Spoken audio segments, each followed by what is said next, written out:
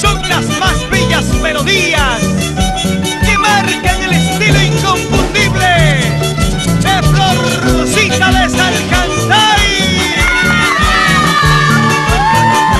artista de mayor arraigo popular, la carrera número 1 desde el Cusco para el Perú.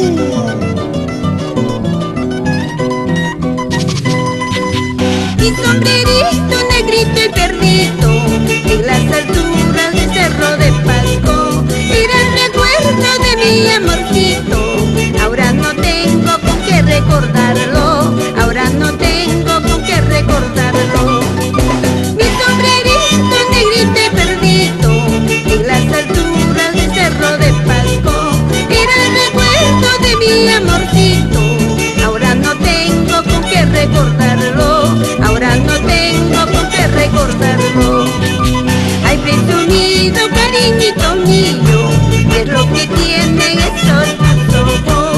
De hechizada y loca me tienes, con la mirada que me regalaste, con la mirada que me regalaste.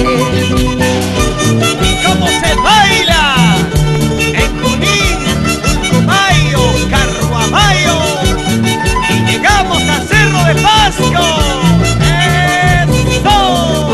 Y nos vamos a Huánuco. ¡Ahora! Desde aquel día muéstrate perdido, nadie me quiere en este mundo. De nada tengo, pues nada valgo.